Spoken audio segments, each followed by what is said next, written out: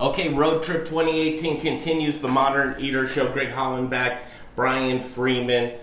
This is a cool one, Brian. We're going to learn a lot right now, so just buckle up and get your learning caps on, because this is going to be fun. Dave and Peter right here, South River Aquaponics. And guys, this is going to be, I can't wait, Brian, yes, what they're about to show us here. We're in a room in an undisclosed location, nestled in the hills of Montrose right now.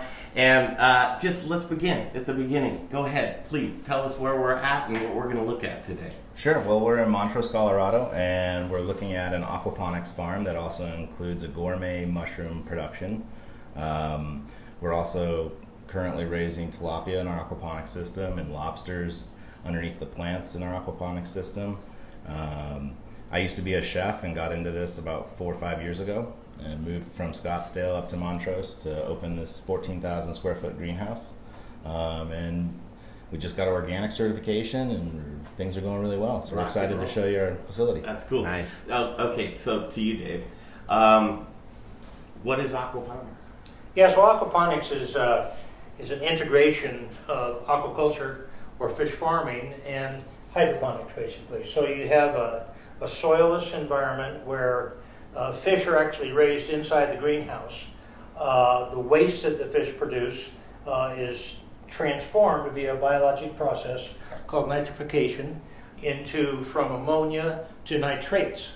The nitrates go into the greenhouse water system, feed the plants, and then very much like a natural wetlands, the plants cleanse the water and return it to the fish. So it's completely recycled. So one of the real benefits that we believe in is that in the 14,000 foot greenhouse, 14,000 square foot greenhouse, we're producing nearly an acre's worth of product.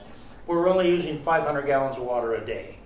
And so in an environment where water and top agricultural land is increasingly hard to find, aquaponics is a system that with a very small land footprint and a very small water usage produces a tremendous amount of really, really high quality produce. Now, do you have to add other nutrients into to get all the full spectrum, and are you able to still get the phytonutrients out of that without in a water system?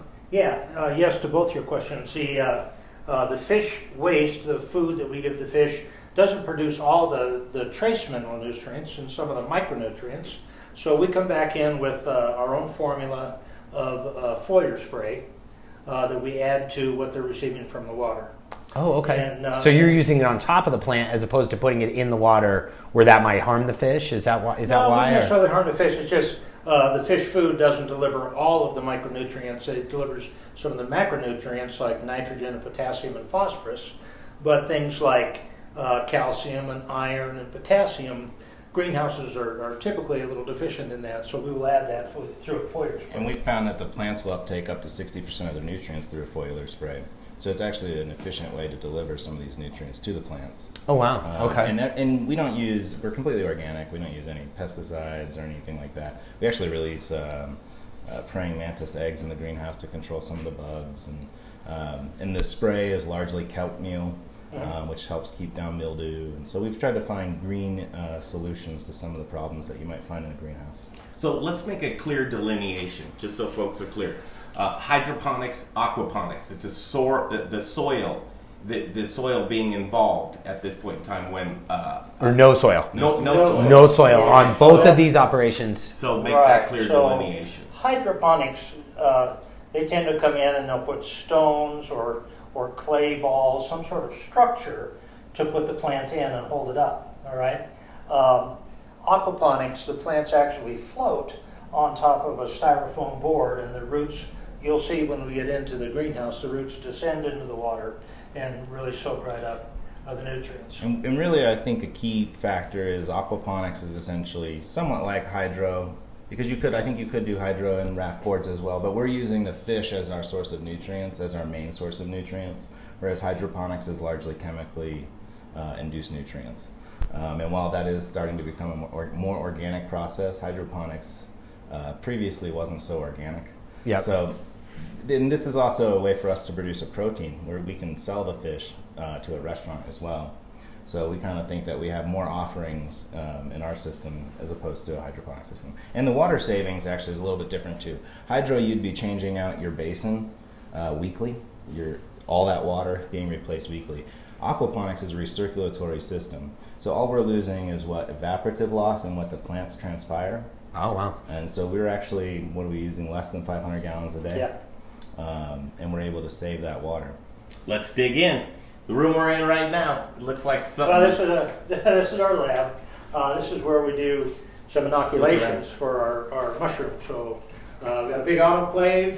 The autoclave opens up into the room. We bring our uninoculated mushroom media in here, and then we'll do our inoculation. And Dave, just one second, so people know what an autoclave. Some might not know. It's a sterilizer. It's a sterilizer, folks, and that's where you're sterilizing all your wheat and your wood chips. Right. So the wood chips are in there for 2 hours at 250 degrees. So it sterilizes completely everything. All the bacteria, anything is gone. Then we come out with a completely sterile media. That's our formula. It's got all the nutrients that the mushroom mycelium are going to look for, and then we can actually take pick the genetics we're looking for, and pick in this case it's a king oyster, and we took a little sliver of king oyster from one of the mushrooms and put it on and we're growing it on this agar dish, and this will be the source of new mycelia that we'll use to inoculate the wood chips or the grain that comes out of the autoclave. And the king oyster, now that's very similar to the royal trumpet, isn't it? Right, same thing.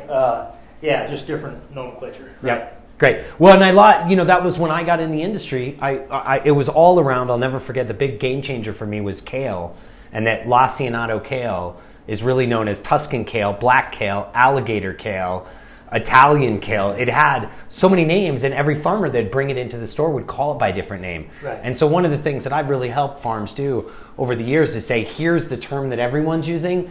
So because all of a sudden it's much easier to sell a product that everyone knows about than to break new ground. Yeah. And it was interesting because the kale really was breaking new ground in my industry.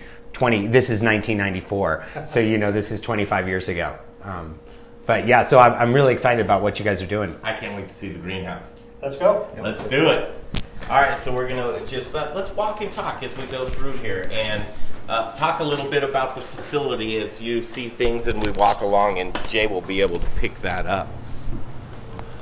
Guys, where are you getting your wood chips from? I was curious. Cabinet makers. We find cabinet makers that use untreated wood, and we can get an organic source of these wood chips.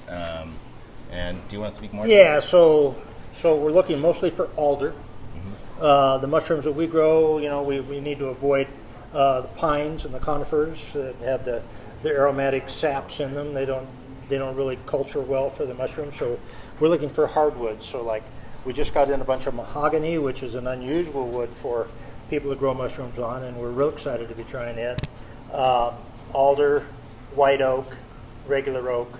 Those are the types of woods that we bring in. And then we also grow on straw that's pasteurized and clean, and organic straw, and it works really well also. Dave, well, it seems to me like, we're in the infancy of really trying to tweak. And what I'm learning right now is that you're trying to figure out the processes yourself and what you can streamline. What's the end game with all of those types of things? To have a streamlined processing? Well, of course, we want to capture the most efficiencies we can. We want to find that combination of mushroom variety and wood variety that complements each other the most. And then we'd like to branch out, as Peter said, we'd like to branch out into some other strains like the maitakes or the shiitake. The growing mushrooms they're actually kind of a complicated organism. Mm-hmm. And they can be pretty picky about what they require to grow. And so, well, we talked about nomenclature, and Peter, I'll ask you this: towards the end, are you looking to can you patent something, the process, and something new, and say this? We developed this, and that's something that I think that is very important to be able to possess all the hard work. that you guys are putting Right. into this. Yeah, so aquaponics isn't anything new. We've definitely bought an aquaponic system from another company, and we started learning about it. And the first steps of the company was to let's keep some fish alive, then let's add some plants. And now, a couple of years later of kind of getting pretty proficient at aquaponics, we're getting into the gourmet mushroom industry. And we are kind of just tweaking some of the strains we're using for now, and we are getting up and running with our processes. But the goal is to definitely expand. I think the aquaponic system that we have needs to be maybe highlighted in a bigger city, a metro area where we can provide locally I just think it's important to identify that, here's a South River mushroom. Yeah. And then know that that's the work of all of these sweetings Sure. and woods and the processes that you make. We actually purchased a mushroom company about a year ago. There's a company called Alpenglow, and we're selling our mushrooms under Alpenglow Mushrooms. Mm-hmm. And we worked with the gentleman who started that company, and he did that for 2 years while we were doing our aquaponics for 2 years. And the timing came around, and he was actually doing this process with the pasteurization that you see behind you, with the straw and the soaking in the barrels. And so we kind of did that process first, and then getting an autoclave installed and passed inspections, that's a big ordeal. Sure. So we were doing just straw mushrooms for a while, and so now last few months we've sort of started to get into the autoclave and sawdust mushrooms, and we're getting good at that. So now it's really about, just dialing in our rotations and harvesting schedules and that kind of thing. But so are you guys going direct? Oh, I'm sorry to interrupt it. Are Peter, Yeah. Are you guys going direct into Aspen right now with your mushrooms, or where are you? Our sales has been a tricky deal. We're in Montrose. It's a little bit of a weird location to set up an organic farm. Initially, I thought it would be heaven, but there's not that many organic farmers around. So we've been selling to a few different ski towns. We've been in Vail, Crested Butte, Aspen, and Telluride. We've been in 4 different small markets, 2 up in Telluride, 1 in Ridgeway, and 1 here in Montrose.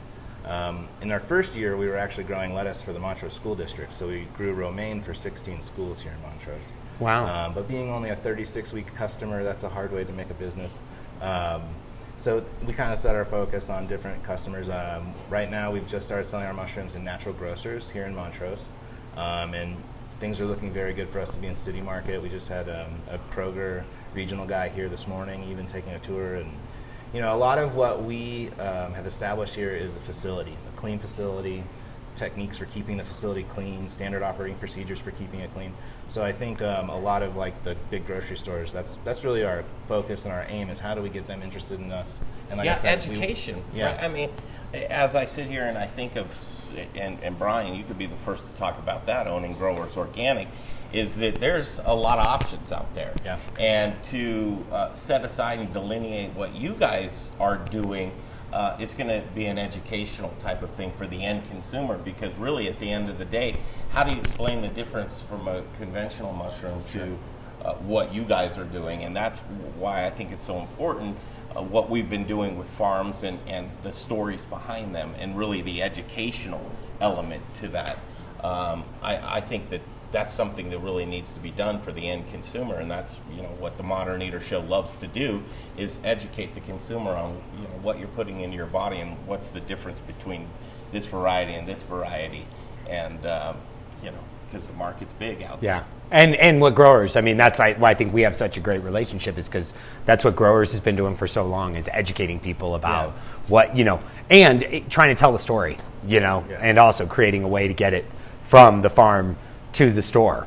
Because, the connection piece you need between the customer and the growers. And we're big about education. We really want to educate people about the water savings of aquaponics is a huge one. I mean, we didn't invent aquaponics, but we think we're here to push that industry, right? And be an industry leader, and so that's sort of our focus. Well, we definitely opened up a great topic on the way over, just food for thought for you guys, is this whole concept about, aquaponics. Well, hydro in itself was just really approved for certification, and the conversation around that is because I've been working with farmers for 25 years, and a lot of organic farmers got into it because of the soil. And that was the whole reason, is Mother Earth, protecting the soil that we grow in. And so a lot of the old school guys are having a hard time making the transition, or even accepting a hydro as a viable solution. Now, their beliefs are so much into so soil. ingrained into the soil, Yeah. Well, and it's tough to really get into it with those guys a little bit because I think, I agree with them on most levels. I think growing in soil is a great natural way to grow. Unfortunately, when we've practiced not such great practices for so long and we've depleted our soil of nutrients, you've kind of created this problem where there's nothing there, and then you got to add stuff in and pack the soil with things that maybe aren't so natural. The great thing about aquaponics and hydroponics is it does free up some farmland to be rested and to have some options in how to heal that land. What I like the potential for our aquaponic system is that we do have all these great nutrients, and we've actually created a 500-gallon tank in the floor that actually collects. When we go to filter out our system and clean our system, we're collecting all that bacteria from the system, and that can actually be used. There's a guy in Chicago who uses it down the city drains to help break up the bacteria in the sewage system. It could be poured on farmland to reestablish those nutrients that are missing. So I really like what aquaponics could do, not just what it produces, but the byproducts of it. Yeah. and the symbiotic. Well, and I'll take it Symbiotic one step further. Is think about the fact that water has been so contaminated these Yes, days, yeah. and so unless you're on a clean source of Yeah, water, and and that's so the question we even pose to farmers that are very organic in their practices, right? Certified or not, but just that can you truly ever be organic One farming? of the most interesting days that I think we've had here at South River is we got nominated for a Clean Tech award out in Boulder, and we got to go out there and have some great conversations. But we were invited by the School of Mines, a professor there who's working on some water cleanup issues in the oil and gas industry, in the paper industry. He's actually doing something very interesting where he's taking student wastewater and converting it back to 10 times cleaner than drinking water using the same nitrification process that we use in aquaponics. So it was really cool to see how, hey, look what we're doing in aquaponics and how that can relate to these other industries and cleaning up water. And so we're really excited to see how we can help save resources in the future. I think bridging the gap at this point in time, because we're at a crossroads between science and technology versus traditional practices, and I think there is a middle ground. And what we're about to see might freak some people out, that this is change, and other people might really embrace this, that this is the way of the future. And if we're going to have a sustainable source of good food, that this might be the way for us to go, and we can't go kicking and screaming. I'm sure you could talk all day. Well, on that. I just feel the future of agriculture is embedded in innovation, and we should go over where it all started into the greenhouse Let's and do it. Let's see go. that innovation.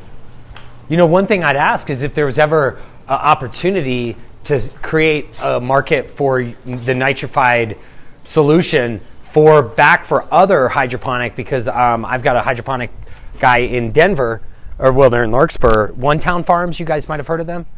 I haven't actually. They've made a lot of inroad in Denver, but they're one piece of why they haven't gone organic with their hydro system is they don't like the way that nitrogen is made. They feel that the organic nitrogen is just as bad as the conventional nitrogen, and that why not use a better nitrogen if you're going to. So I'd be curious if you could ever make that. Let's stop here, do a reset.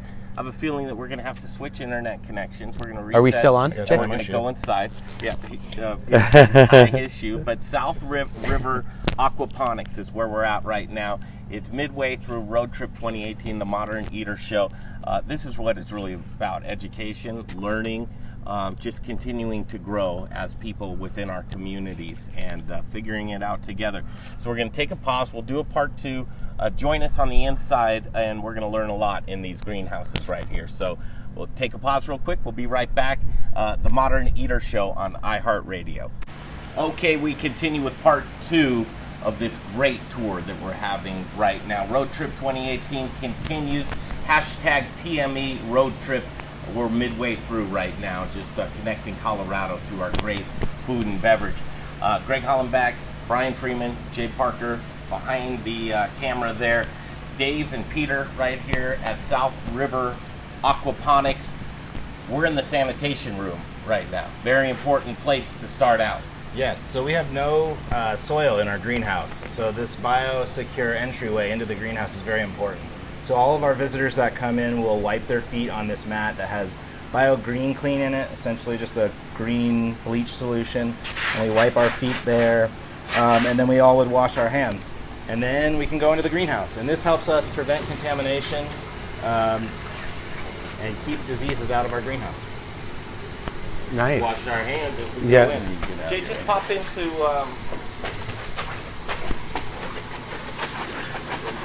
You know, and one of the things I'd say is this kind of thing should make people feel better about where they're getting their food. Right. Because the reality is, you know, we've been lots of places, lots of farms, and cleanliness is tricky on a farm. Absolutely. You know, and so to be able to be this hyper clean, now I'm sure you're going to have some of your, you know, purists saying, oh, it's too clean, and you're taking away Right. some of the bad nutrients.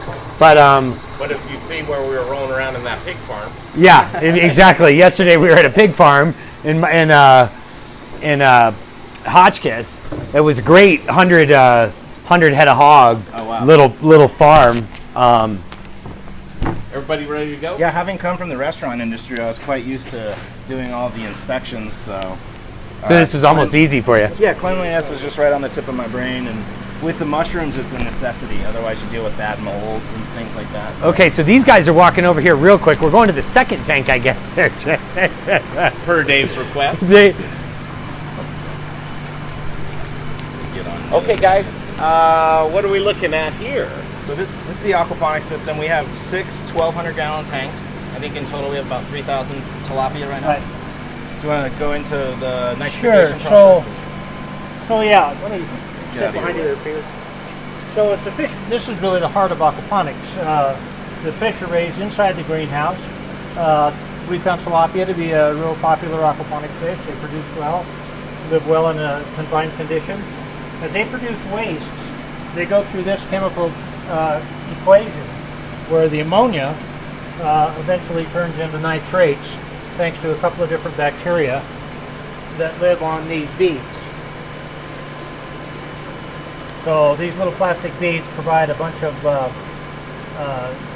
surface area for the bacteria to colonize. almost like a similar media to what they're using in fish tanks Yeah. to clean it, in a sense, to keep it healthy bacteria in Right. the tank, right? And that's exactly Right, what so we're doing. We're taking that ammonia and letting it convert to the healthy bacteria for the plants Right. to So uptake those the nutrients. two bacteria that we want actually colonize these beads, and they convert to the ammonia to nitrates. The nitrates flood out into the system. The plants soak up the nutrient-rich water, and again, much like a wetland, cleanse the water, and we can return it back to the fish. We can get up on top of this deck if you guys want a bird's eye view of the system. That'd be great. But essentially, these fish tanks have a downstem that go into a clarifier tank. That tank has a board in the middle of it. So as wastewater comes into that tank, it breaks up from bigger chunks of waste into smaller particles of fish waste. That then goes into some netting tanks where that fish waste particle gets caught on the netting, and that's where it really converts slowly from ammonia to nitrates. And then finally you have these beads, and like Dave said, these beads are really about more surface area. So we have over 14,000 plants in the system, so you really have to have enough nitrates to feed all those plants. Now, let me ask a question. You're using tilapia. I've heard there's been a ton of controversy around tilapia, and does it even have any protein? Is it giving us the It's got the wrap of a junk fish. junk fish, as opposed to, though, like a barramundi?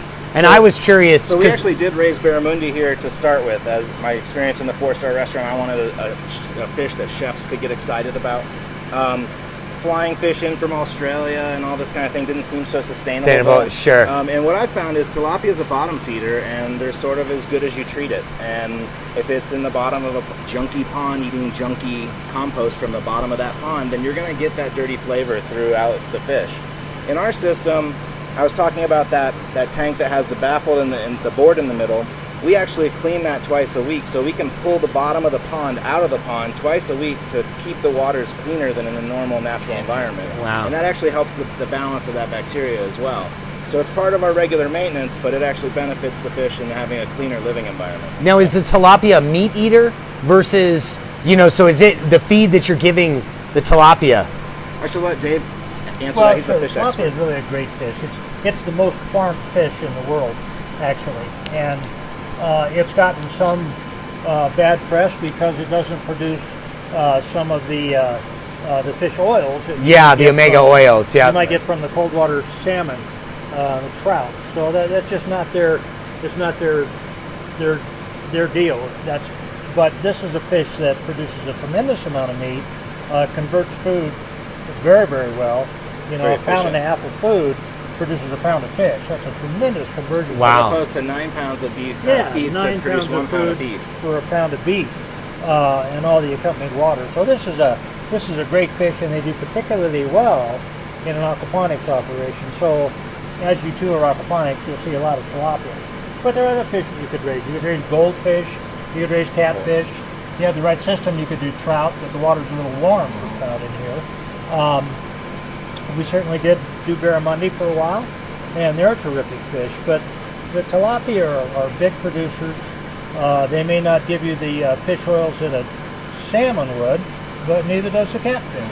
So Sure. these are great fish. Well, and I think what you're doing is awesome, and so in no way, there's no disrespect on that. I'm just curious. No, I think as the questions that need to be asked, and a follow-up question that I have is the climate of which we work with organic, and the folks that consume organic, the end consumer. Is there's a big spread in retail, from the retail end, from farm raised to wild caught? And when you go organic to farm raised, and there's a disconnect in the mind of, should I even approach that from that traditionalist organic eater? Yeah, absolutely. I mean, this is simply a recycling of a very natural waste system that goes through again, I've used this comparison before, just like a wetland that you find out in the wild. That's what we're operating inside the greenhouse here, just a wild wetland that we've captured the science of and contained it in these filters.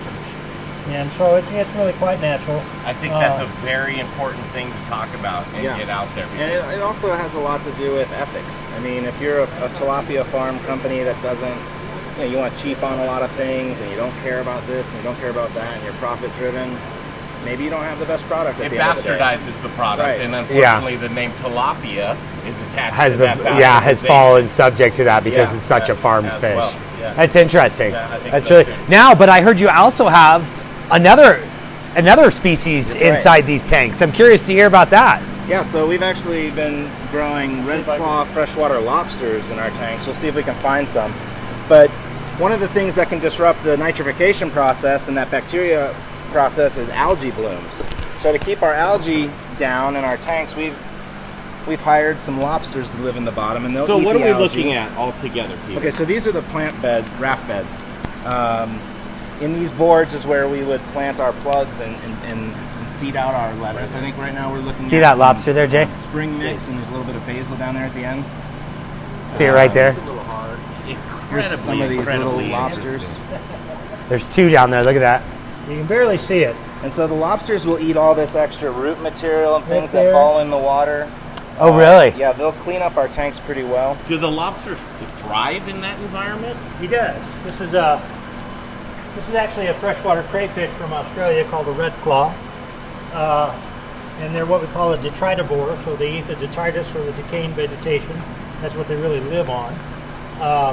There's plenty of oxygen in this water, so they do a tremendous job for us, and you'll see the roots that descend from the plants into the water column.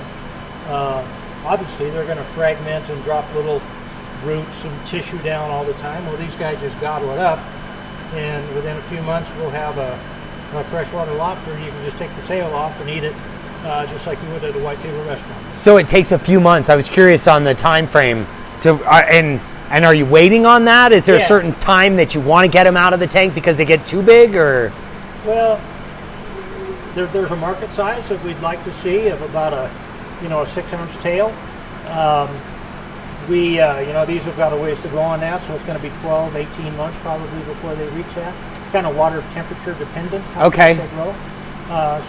So about a year is the optimum size. And a lot of it's just creating that symbiotic relationship in the whole system. You know, they're helping us keep down how many times we have to drain this tank and hand scrub it because they're eating a lot of the algae off the bottom.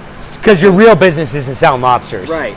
It's just sort of they're just helping you. right. And it's this just a system byproduct. is fairly small still. So like if I were to scale this up in Phoenix, let's say 10 times the size, and we had 40 tanks. Well, now all of a sudden instead of doing 3,000 lobsters, we're doing 30,000 lobsters, and it is more of a real business. Do you think that the heat will be an issue? Sure. Because Arizona is so damn hot. Yeah. So any growing environment, you have to taper your grow environment to what the elements are. And up here in the high desert, we deal with very dry air, low CO2, humidity is a big problem. It's actually very similar to what you're going to experience down there. Yeah, because just about the 40 intensity- degrees. Right. Well, but the intensity of the sun here is actually, with a greenhouse, it actually heats up this greenhouse pretty intensely. Oh, really? It So probably similar maybe to. if it's similar. I haven't built a greenhouse in Arizona, but the intensity of the sun up here is pretty notable compared Here's to really down the there. system. You see the roots descend from the lettuce plants. We're down here in our salad mix section, where Jordan is actually growing several different varieties of lettuce. But again, the roots drop into the water, soak up the nutrients, and it contributes to a really fast turnaround. Can I just note on something here? You can see this is more of the nitrification process happening on these roots. If you look at our roots up close, they're bone white and very, very healthy, and we monitor those closely. But what you're seeing dark here is that bacteria colonizing on the roots, which is actually great because then the roots are just soaking up nutrients. And now, not an issue with the lobster being in these tanks with the plants. Well, no, because Nope. you'll see the tiny little fragments of roots that naturally break off are gobbled up by the lobster. Well, I just didn't know if there was any weird health safety things Not at all. that I don't know about. That I personally will eat seaweed. I eat everything that comes out of the ocean, and there's a lot of trash in there. Not that there's any trash in this, of course, but that there's living animals in the ocean. So the element of soil is not eliminated, as you can see right here. You're using soil as the beginning stages of anything else, but suspending it on water. So actually, we're not there's using. no soil. What This is is a coconut core. So it's 95% coconut. Jay, check out this coconut core real 5% quick. Peat moss. So Can we there is show no Jay soil, that? it's just- That's actually a coconut core, Jay. It's no soil. They're great Looks like sponges. soil. Describe that again, would you? Yeah, so this is a coconut plug. It's a coconut husk that's been formed and cut and shaped into this tiny product. And we drop a seed right in the top of the core, and so it's very water absorbent. And within 35 days, we get a harvestable lettuce plant, much faster than you would out of the soil. And a fraction of the water too. So faster, again, less there's resources. no soil in the system. Very sustainable. And to your question, the being free of soil, we're almost completely free of soil-borne organisms that you might be concerned about, like E. coli or Clostridium or Salmonella. They don't live in this type of environment. And the fish, they also don't live in cold water or cold-blooded animals' stomachs and intestinal systems, like the crayfish and the fish. So all of a sudden, we're in an environment that's minimized as much as can possibly be naturally minimized.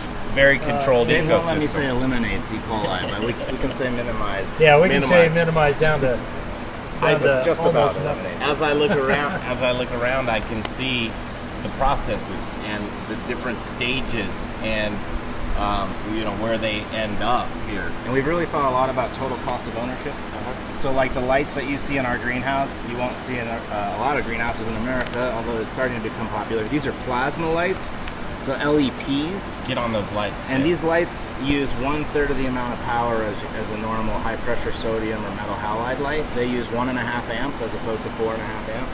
So with 48 lights, we got quite a good power savings going. And then we also only replace the bulbs once every 3 to 5 years as opposed to once a year. So again, I'm just thinking as we're building this place, total cost of ownership. Yeah, and obviously sustainability. you've got the electricity down for that. How much is needed? Yeah. It really is a complete science from soup to nuts. Now, is the spectrum different or better So the spectrum that you're using, is that a red, blue? So we're in a greenhouse. We're using a full spectrum light, and we're really using it as an additive because we're in a greenhouse where we're using as much light as we can. So depending on the month, we adjust how much artificial light we're using. Sometimes just a couple hours in the morning and a couple hours at dawn, just to supplement. Because it's probably 4 to 6 hours, I could imagine, supplement that you need. Right. When because you're how many hours is your grow in effect? Are you doing a 12 or 14 hour grow cycle for your plants? Yeah, so the lights are on 14 hours. 14 hours, and okay. off 10. Yep, okay, till 14:10. Okay. And we're growing year round. So you have a month like January where the natural light's a little low, you're going to supplement maybe 10 or 12 hours worth of light. But in the middle of summer right now, I think we're only supplementing 2 to 4 hours. Gotcha. And we also put up shade cloth to cut out some of the light, because like I was saying, in the mountains we got such intense light, yeah. that it can really heat up in here, well over 100. South River Aquaponics, very cool to see this right here. This is a great tour that we're on right now. We're going to head into... Well, we're going to the mushroom room and stop by the nutrient film technique. Oh yeah, we should look at the NFT system. We have one other film technology. Yeah, let's leave. We have one other growing system. It's called NFT, and that stands for nutrient film technique. And what that means is that we have essentially a gutter-like system. It's on a 2% grade, so we're pumping fish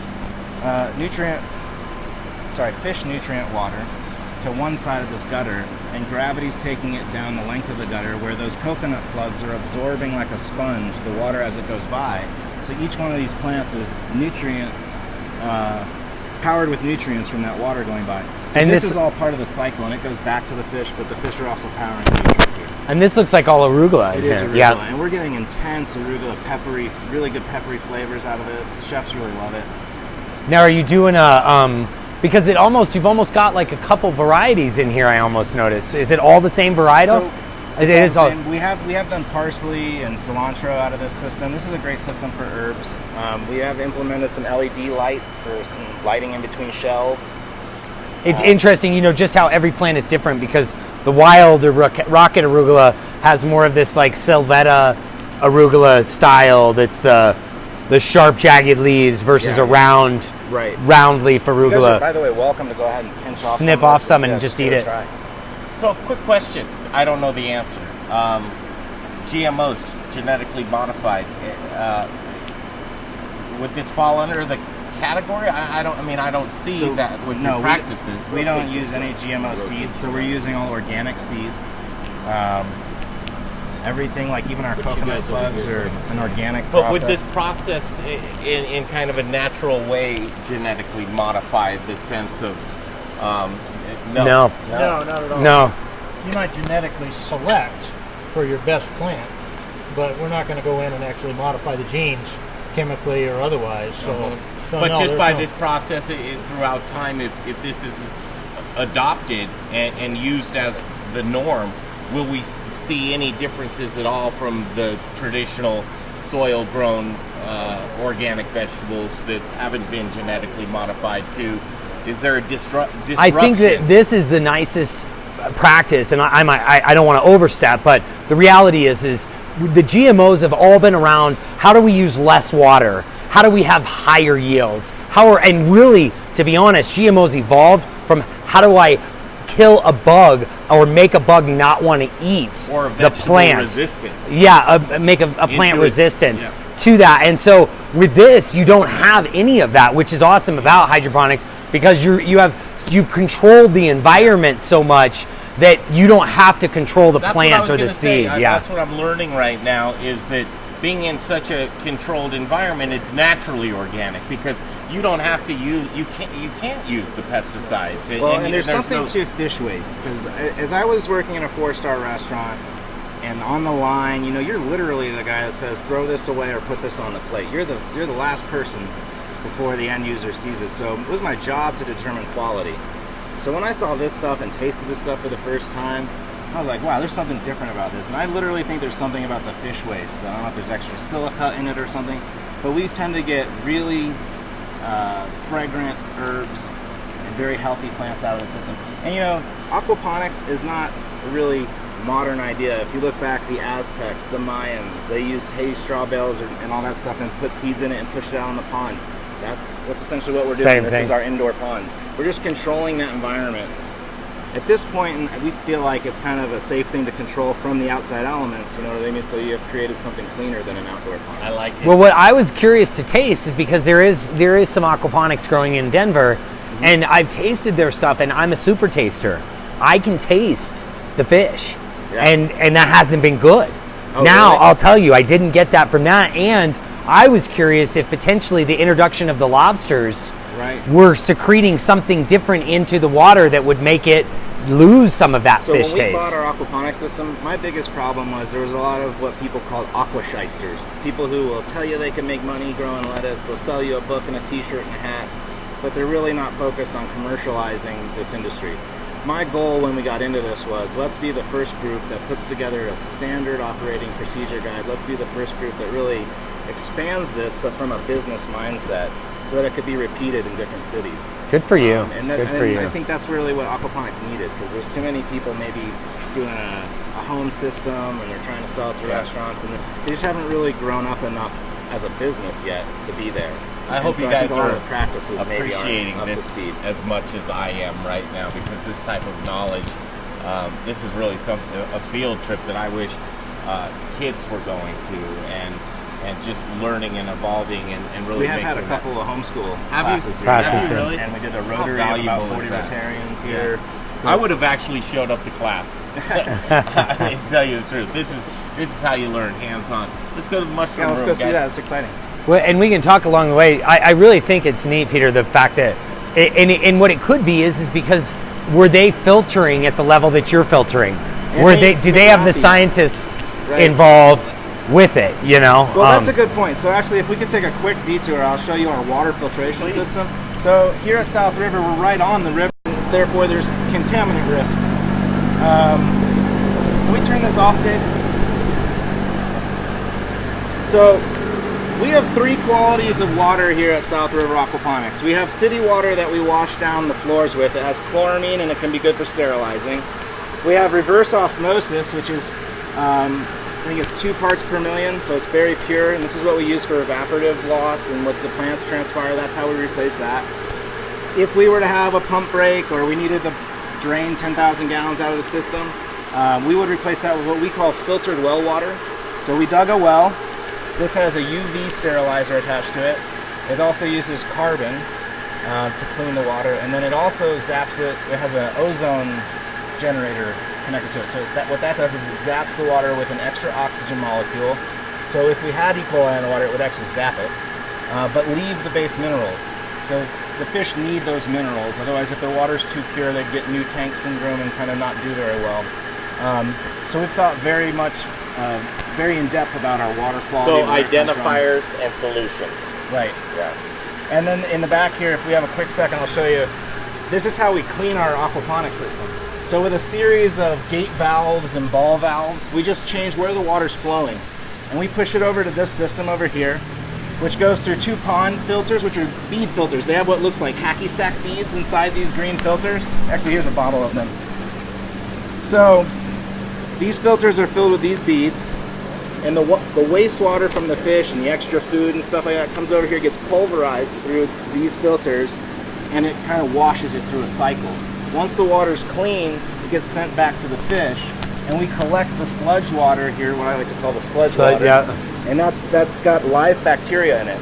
So we've actually piped a air stone, and we keep that aerated. So we could make a compost tea out of this solution. And this is what I was talking about, to get poured on the fields to help restore fields. And my thing, there could be a whole nother market of somebody behind you Right. that starts a company that's, this is Absolutely. a great idea for a small business out there. We've talked about dehydrating this and selling it as a powder. Yeah. So there's some options. This just hasn't been, the main focal point. But at South River, we are trying to figure out how do we recycle and reuse as much as possible.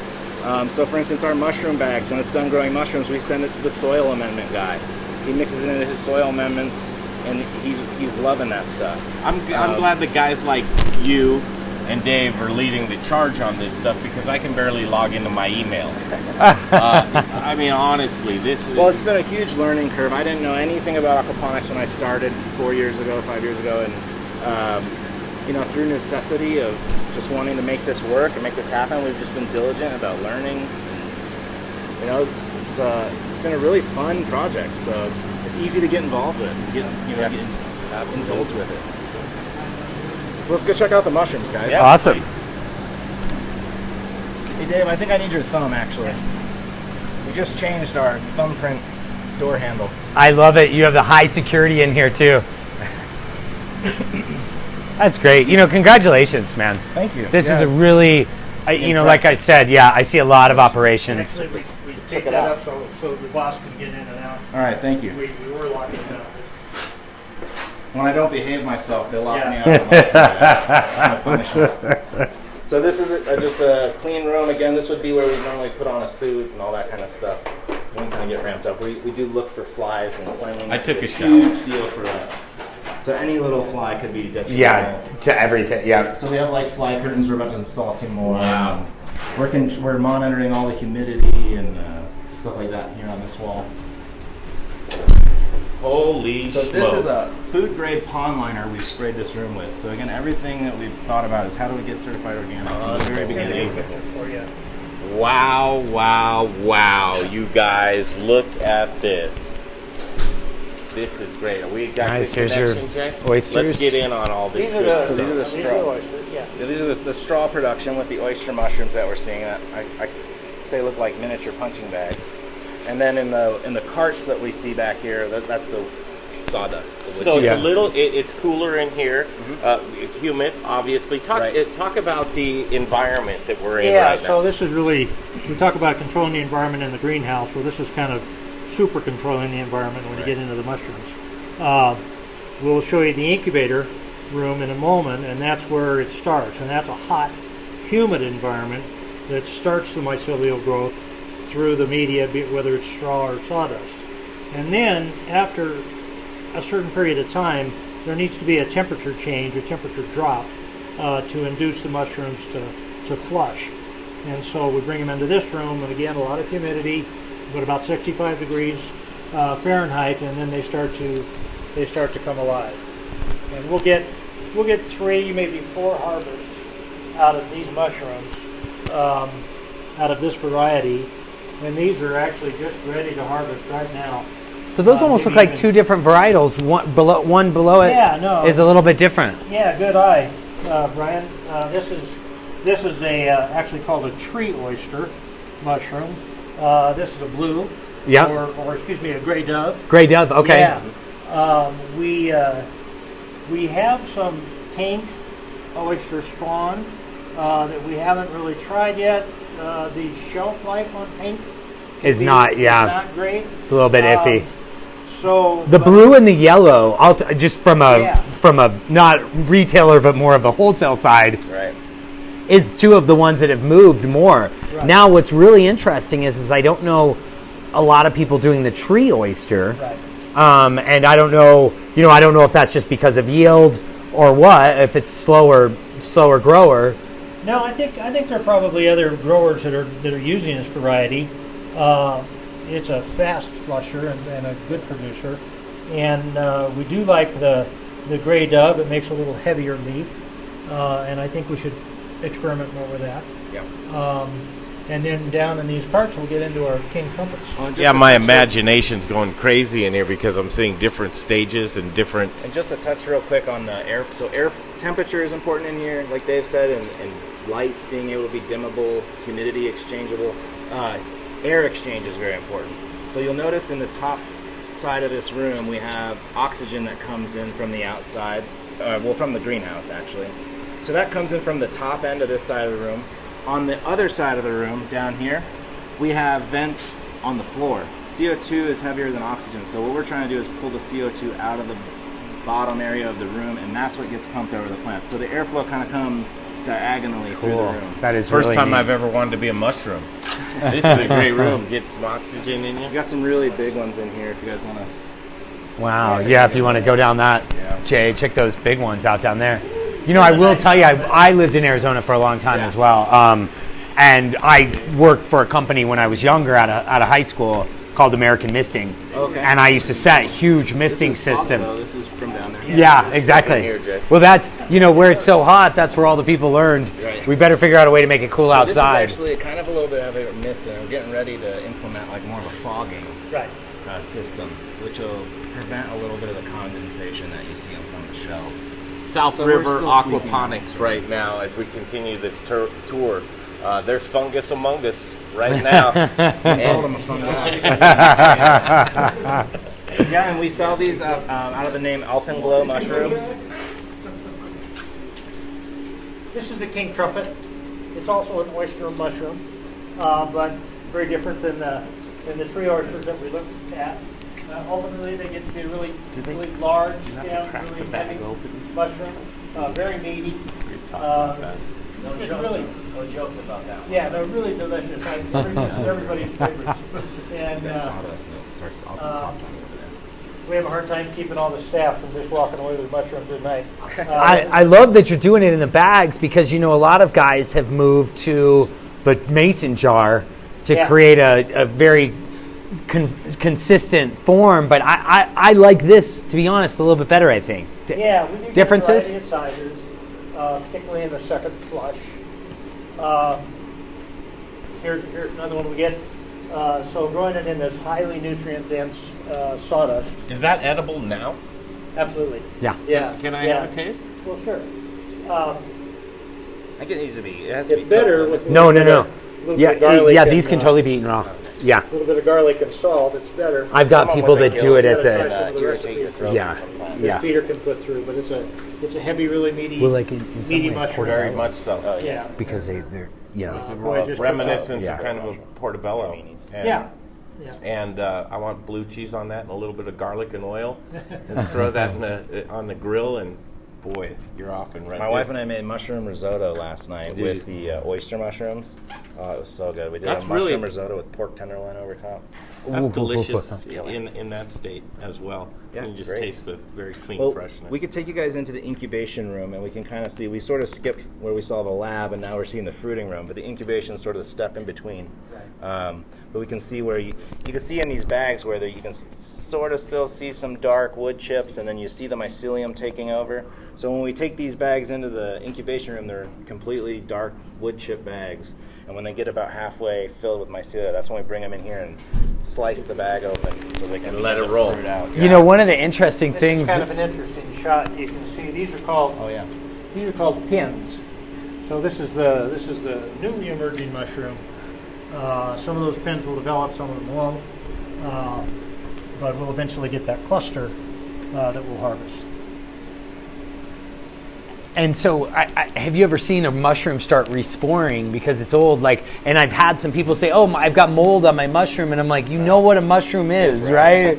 It's gonna want to respore naturally." It's funny because you see it more on the oyster than anything else, where they'll start resporing down where you cut it off of the base, and and get it's a little fuzzy white. Yeah. And you can still eat that. That's still fine. All day Like, long, I tell yeah. people all the time. That's still fine. I say I have to educate. Well, and again, back to the education piece. Right, It's yeah. funny, Peter. I have to tell people all the time when they say my mushroom's got mold on it, and like it really doesn't. Other molds don't really grow on mushrooms that well unless it's got something introduced to it. Yeah. You know, we're going to the right. So what kind of yielding can you get out of here? A poundage? So I should maybe let Dave answer this question. On yield, we're kind of at an interesting place where we're just getting this fruiting room going and we're about to expand. But We will get, on average, a pound of mushroom from every 5-pound bag. Okay, that's kind of an industry average. Frequently, we can outdo that a little bit, pound and a half. So, our goal is to get to 3,000-4,000 pounds a week. So we've got a ways to go on that, but that's what our expansion is going to be about this summer, is tripling or more our mushroom production capacity. Wow. And by the end of summer, we should be pretty close to that. yeah, we'll take you into our incubation rooms now. This is actually 2 shipping containers that have been repurposed into What's our the Wi-Fi in here? incubation. Is it the same, different, any? Same thing. And note how pristine this facility is. I mean, granted, yeah, we should walk in it's there. very new, but I imagine just because it's new doesn't mean that it's going to stray away from No, this. like at I all. was saying, I'm used to the restaurant industry, and at a 4-star restaurant level, everything has to be pristinely cleaned. And You must have worked at a good restaurant. yeah, a very good Some one. Yes, kids. some are bad. Yeah. No, sanitation's always been super important to me as a chef, just to hold coworkers accountable. I want to eat at your restaurant. Right, but when we came to do this, we knew we had to keep things lab quality clean, or else you do deal with some diseases. There's some mushroom farms in Colorado that deal with diseases because they're just not really keeping the place clean, or they haven't thought about that and how they've created the structure. Our structure has no wood in it. That room we were just in is I-beams and chicken wire and spray foam. There's no wood behind the walls to get infected with a mold. So we've tried to think about total cost of ownership the whole way through. Well, and this goes to, we were just having this conversation, and I started actually writing about this, Peter, which you can appreciate, is in farming, the farmer really has to think about stuff years in advance. They have to be one of the, in my opinion, to be a really successful farmer, you have to be one of the best planners and thinkers. Sure. Because the reality is what you're doing today, I tell people when you plant a tree, that tree doesn't really even have any fruit for 3 years, 3 to Right. 5 years. And then how did you treat the tree the whole way getting, it's not like a barrel of whiskey where you put a barrel of whiskey, you make sure it's at the right temperature, Age it and go. you age it and go. This is that whole time you have to be giving it nutrients. You have to be thinking about every nutrient. And then the variables that could throw at you that Mother Nature Is already introducing to right. the, and so I love to hear somebody, I mean, obviously, you had some backing and not, there's a lot of bootstrap farmers out there that are trying to do everything they can, but at both levels, you really have to be the kind of Absolutely. thinker that you are. Yeah, I think it's important to me to realize early on if in 5 and 10 years we have to replace all the polyurethane in the greenhouse, that makes you start thinking about other things in your farm. In 10 years and 30 years, what do we need to replace and how expensive will that be? And will we be able to put a fund together to be able to keep that going? That's how you run a business. You Yep. know? So again, to me, you had aquaponics hobbyists who nobody had really scaled this up to be commercial yet, and this is our opportunity that we see it, is to scale up commercial Congratulations. aquaponics and mushroom growing. The room we're in, I guys, commend you, yeah. Thanks. it's climate's changed. Yeah, so this I'm is on one a of the beach in foggers Florida that we right use. now. So this is the difference between that misting unit and the fogging unit we got in the back. This creates a humidity in the room without all that condensation dripping everywhere. For the record, I prefer the misting cool. Yeah, right. Yeah. It's a lot more like a But we deck do. in Greg loves this, so he We went he from would rather be on the Portland beach. to Fort Myers. All of that in Pismo a Beach moment. to DC. Yeah. But now this, we're 85 degrees, right? Somewhere in there? So we're 85 degrees, 85 to 90 degrees temperature, 90 to 95% humidity. And this is, so we started the film today in the laboratory where we had the sawdust bags, and those sawdust bags were inoculated and then brought into the incubation room where the high humidity, the high temperature, and the high CO2 levels that are in here force the mycelium, or essentially the roots of the mushroom, to grow through the bag. Now, when they reach about 75% grown through, which is just about now for this cart, they move to the fruiting room and undergo that temperature and humidity change like I told you. Then these will begin to fruit. So this is the next cart that will move out there probably today and to go into the fruiting room, and then it'll be followed by the next cart, and the next cart, and then the lab will bring in new carts of fresh inoculated bags. You just kind of keep the circle going. So I'll throw a big can of worms at you, Dave. Okay. Under the ground, there's some mushroom guys out there that really geek out on this and talk about the whole fact that the earth is covered. It's the biggest organism, mycelium, Yeah. under the ground, and it lives just a couple inches under the ground. Tell us about it. Educate us from a scientific level. Well- What's your take on this? I mean, because it says everyone, I sell a lot of porcinis and mushrooms that are only wildcrafted, morels, porcinis, and what there's a lot of talk right now. I mean, as we become more educated, as we learn more about the planet, that this network of mycelium actually controls a lot more than we think around our health, not only of human race, but of the planet. Absolutely. A mushroom fungus is a tremendously beneficial organism for the entire planet. We find it everywhere, and as you mentioned, underneath the soil, just a couple inches, it's often referred to as the planetary internet, because it's literally hundreds of millions of miles of fine mycelial networks that literally communicate between plants, between trees, between grasses. They help locate potassiums and phosphoruses. They help transport nutrients. Yeah, very beneficial and very symbiotic relationship with plants. And I think that's something that's lost on a lot of people. That the mycelium, even at a root level, when it comes in contact with the root, is literally making nutrients more available to that root. I mean, is that correct? That it's Absolutely, that kind of it's absolutely correct. And I think the next step that you're going to see in the fungus world is mushrooms used for remediation, to clean up oil spills, chemical spills, Landfills. to put a burned landscape back together, and bring nutrients back into a forest fire burn, so that things can grow and function again. Well, that's morel mushrooms. What a lot of people Absolutely. don't know about is morels Yeah. are actually the planet reacting to stress that the planet has had, and that's delicious, where, though. how incredible. I mean, I'm a little bit of a snob in the fact that porcinis are one of my. We're coming into my season when I like morels, don't get me wrong, but the porcini, I like a little bit of a meatier mushroom. Yeah. And I just traveled over to, I was in Poland, where it's so incredible because you can drive down those freeway, and I say freeways over there, it's a totally different network of, highways or whatever we want to say. It's a 2-lane road that everyone travels 100 miles an hour on. But there are people on the side that for, $5, you can buy an incredible bag of mushroom, and it's a mixture of, they're doing more than porcinis, but they've got like 3 to 5 mushrooms, and it's really wild that so many people are out foraging for mushrooms, in which we have a group of people over here. I belong to the Morel Network, so I know about that, but it's interesting because over there, everybody is so much more tied really in. The education piece, right? Because Americans are just undereducated about mushrooms, and they're scary. And we're afraid we're going to go pick something and die.